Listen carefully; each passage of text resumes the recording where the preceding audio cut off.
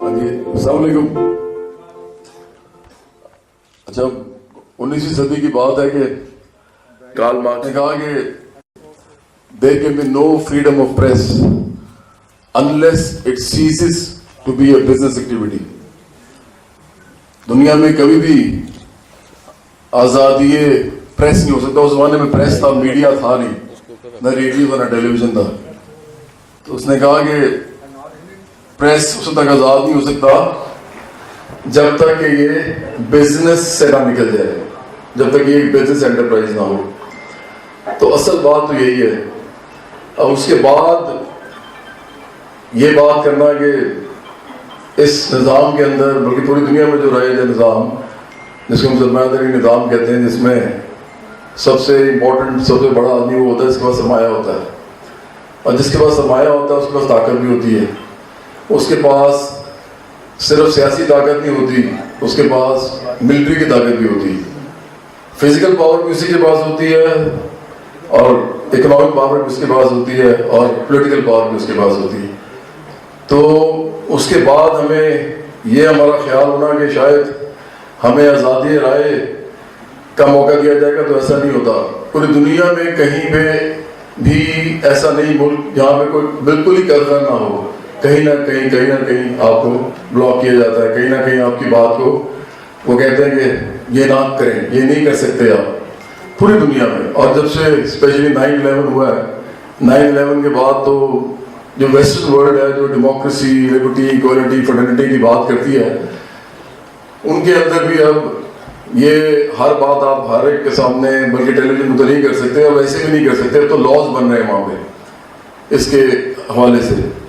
تو پاکستان جیسے ملک میں جو کہ تیسری دنیا کا ملک ہے, جس کے اندر تو یہ ابھی تک حالات ہیں کہ ریاست جو ہے وہ نہ تعلیم دے سکتی ہے, نہ صحت دے سکتی ہے, نہ پل بنا سکتی ہے, نہ سڑکیں بنا سکتی ہے, نہ وہ ڈیم بنا سکتی ہے, نہ بجلی دے سکتی ہے, نہ انصاف دے سکتی ہے, اور ایون کھانا, کپڑا, گھر اور عزت بھی نہیں دے سکتی. تو ایسے ملک کے اندر کیا اظہار رائے ہوگا؟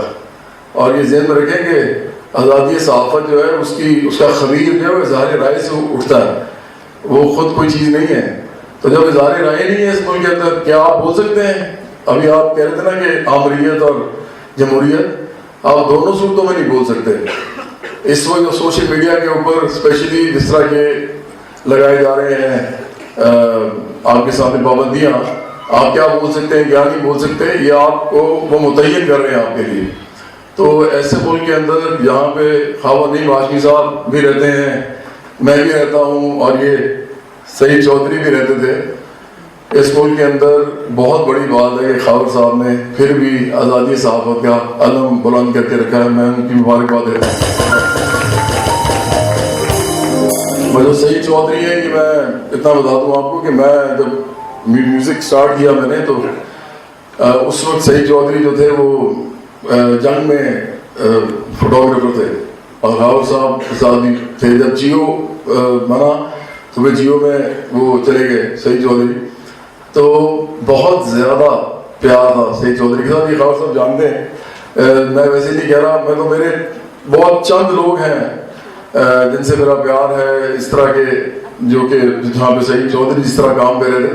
تو میں یہاں پہ آج جو آیا ہوں, میں اصل میں صرف دو لوگوں کے لیے آیا ہوں, ایک خواہ نعیم ہاشمی صاحب کے لیے آیا ہوں, اور ایک سعید چودھری کے لیے. اور مجھے یقین ہے کہ ان کے جو بچے ہیں, ابھی میں نے ان کو دیکھا ہے, ان کو تو معلوم بھی نہیں ان کے اوپر کیا استاد ٹوٹ پڑی ہے. تو آپ جتنے بھی صحافی برادران ہیں, آپ کا جو پورا ایک حلقہ ہے, مجھے یقین ہے کہ آپ ان کے حوالے سے بھی کوئی کائنڈنس کا مظاہرہ کریں گے, کیونکہ جس طرح میں نے کہا ریاست تو یہ نہیں کرتی کسی کے لیے بھی. تو میں چاہوں گا کہ آپ مسلم کریں, مجھ سے بھی کچھ ہو سکا میں خاور صاحب سے بات کروں گا, میں بھی کچھ جو کر سکتا ہوں کروں گا. یہ کوئی بڑی بات نہیں ہے. ہمیں جس نظریے میں ہم کار بند ہیں, ہم جو کہتے ہیں, ہم یہ کہتے ہیں کہ یہ جو ریاست ہے یہ برابری کی سطح پہ بننی چاہیے, ادھر برابری کے حقوق ہونے چاہیے, ادھر لا کے آگے بھی سب برابر ہونے چاہیے, ادھر سب کو ایکول اپرچونٹی بھی ملنی چاہیے. لیکن اس کے بعد ہم ایک اور چیز کہتے ہیں, وہ ہم یہ کہتے ہیں کہ ایک خاص حد تک وہ جو ویلفیئر اسٹیٹ کا کانسیپٹ ہے وہ آپ کو سب کو سمجھ آتا ہے.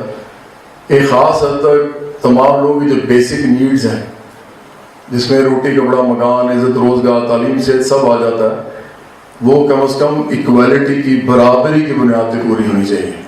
یہ ہم کہتے ہیں, اور یہ اس لیے ضروری ہے کیونکہ اس کے بعد انسان اپنے پر پھیلا کے اڑتا ہے, اس کے بعد انسان فلسفہ پڑھتا ہے. جب پیٹ میں روٹی ہوتی ہے, جب رہنے کو گھر ہوتا ہے, اس کے بعد انسان لٹریچر لکھتا ہے, اس کے بعد انسان شاعری کرتا ہے, اس کے بعد انسان میوزک کرتا ہے, اس کے بعد انسان اپنے گھر والوں کے ساتھ ٹائم گزار سکتا ہے, اس کے بعد انسان اس پلانٹ کے اوپر اتنا بڑا جو ہمیں دنیا ملی ہے اس کے اندر جگہ جگہ جا کے خدا کی عظمت کو دیکھ سکتا ہے. ادروائز تو انسان جو ہے وہ صبح سے لے کے شام تک صرف اور صرف روزی کمانے کے لیے گھر سے نکلتا ہے اور وہ بھی اس کو پوری نہیں ہوتی. اس کی پاکستان میں 15,000 منیمم ویج ہے, پختونخوا میں 50% لوگ اس میں رہتے ہیں, اور وہ لوگ ہیں جو کہ اصل اس پاکستان کے وارث ہیں. اور جو باقی لوگ ہیں مڈل کلاس کے, وہ اپنے آپ کو کہتے تو مڈل کلاس ہیں, لیکن حال یہ ہے کہ گھر نہیں بنا سکتے اپنا. آپ کو پتا ہے آپ کے ساتھ کیا ہو رہا ہے؟ اتنا بڑا ہاؤسنگ کا کرائسس ہونے والا ہے. آپ سوچیں, کئی لوگ ہوتے ہیں کہتے تھے میری 2 لاکھ تنخواہ ہے. میں ان کو کہتا ہوں بھائی 2 لاکھ تنخواہ میں سے کتنا بچا لیتے ہو؟ وہ جی 50,000. میں کہتا ہوں کہ 50,000 مہینے کا بچاتے ہو تو سال میں کتنا ہوا؟ وہ کہتے ہیں 6 لاکھ. میں کہتا ہوں 6 لاکھ کتنے چاہیے؟ 6 لاکھ کتنے سالوں بعد تمہارے پاس اتنے پیسے ہوں گے کہ تم ایک زمین کا ٹکڑا خرید سکو گے؟ تو ان کے پاس جواب نہیں ہوتا. اور اگر وہ کچھ عرصے کے بعد زمین کا ٹکڑا وہ والا خریدنا چاہیں گے جس کے لیے انہوں نے 50,000 روپے جمع کرنا شروع کیا تھا, تو اس کو پتا چلے گا کہ 20 سال بعد وہ جمع کر سکیں گے. تو اتنا بڑا کرائسس ہے ہاؤسنگ کا. لوگ اپنے باپ کے اپنے دادا کے گھر میں رہ رہے ہیں اس وقت, اور یہ اگلے 10-15 سال میں لگ جائے گا پتا کو کیا ہونے والا ہے اس ملک کے اندر. تو یہ مڈل کلاس جو ہے یہ اصل میں امیر نہیں ہو رہی. یہ جینس پہننا, کھانا کھانا, اچھا برگر کھا لینا, یہ کبھی کبھی کھیل لینا, ٹیکسٹنگ کر لینا, تھوڑا اچھا موبائل رکھ لینا, یہ عمارت کی علامت نہیں ہے. اصل میں آپ لوگ غریب ہو رہے ہیں. آپ لوگ زمین کا ٹکڑا تک نہیں خرید سکتے. تو اس لیے آج میں جو یہاں پہ آیا ہوں اس لیے آیا ہوں کہ اس ملک کے اندر جو غریب آدمی ہے اس کو تو ہم نے کبھی دیکھا بھی نہیں. ہمارا بہت کم لوگ ہیں جو بائیں بازو کے حوالے سے بات کرتے ہیں, محنت کشوں کے, مزدوروں, کسانوں کی بات کرتے ہیں, محروموں کی بات کرتے ہیں, مائنورٹیز کی بات کرتے ہیں, عورتوں کی بات کرتے ہیں. بہت کم لوگ ہیں جن لوگوں کو رائٹس نہیں ملے یا جن کو بالکل ہی کچھ نہیں ملا اس ملک سے. لیکن باقی لوگ ہم اپنی اپنی زندگی جیتے ہیں. آف کورس اپنی لائف بھی تو گزارنی ہے, آخر خدا کی طرف سے ملی ہے. تو میں اس میں پیغام دینے آیا ہوں کہ ہم نے ایک پارٹی کی بنیاد رکھی ہے, برابری پارٹی پاکستان.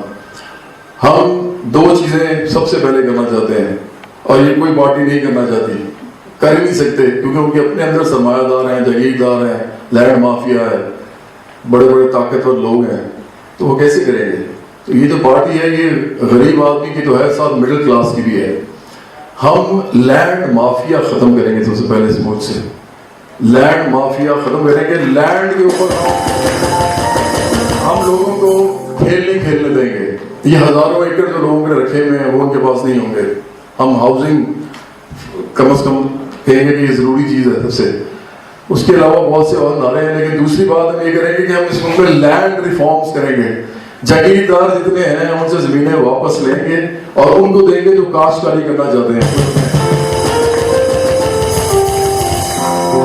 باقی جو چیزیں ہیں بہت ریڈیکل اور بھی ہیں, آپ کو مینیفیسٹو پڑھنا پڑے گا ہمارا, لیکن کم از کم اتنی بات میں کرنا چاہ رہا تھا. اور سعید جو ہیں وہ ان کی فیملی کے ساتھ میں رابطہ رکھوں گا اس کے بعد انشاءاللہ. اور آپ سب سے بہت مہربانی, آپ نے میری باتوں کو سنا, you give me this much time کہ میں آپ سے بات کر سکوں, اور خواب نہیں محسوس ہو. آپ کو بہت شکریہ. خورشید صاحب کو میں ذکر کرنا چاہوں گا جاتے ہوئے صرف. خورشید صاحب پاکستان میں سب سے بڑی یونین جو ہے, سب سے بڑی وابڈا کی, یہ اس کے یونین کے صدر ہیں اور بڑے عرصے سے ہیں. اور پاکستان کے اندر ہم نے 4 سال ایک آرگنائزیشن چلائی ہے. ہم نے پہلے 4 سال آرگنائزیشن چلائی ہے. ہم مزدوروں میں گئے, محنت کشوں میں گئے, جہاں جہاں بھی ہم جا سکتے تھے گئے اس کے تھرو. تو ہم نے بہت وابڈا کے ساتھ جو ہے انٹریکشن کیا ہے, انٹرونشن کی ہے ان کے جلسوں میں, ان کے جو بھی ان کے اجتماع ہوتے ہیں بڑے بڑے, اور ہم اینٹی پرائیویٹائزیشن میں وابڈا کے ساتھ کھڑے رہے ہیں ہمیشہ, جب بھی انہوں نے بلایا ان کے ساتھ گئے. تو میں چاہوں گا, میں اس موقع کا فائدہ اٹھا کے چاہوں گا کہ اب ہم نے اگر یہ پارٹی کی بنیاد رکھی, اس میں محنت کا امپورٹنٹ ہوگی سب سے, تو مرشید صاحب پاس میں جائیں گے اور ہم کہیں گے کم از کم ہمیں ان سے بات کرنے کا موقع دیا جائے جو بھی محنت کا شعبہ میں کام کرتے ہیں. بہت مہربانی, بہت شکریہ.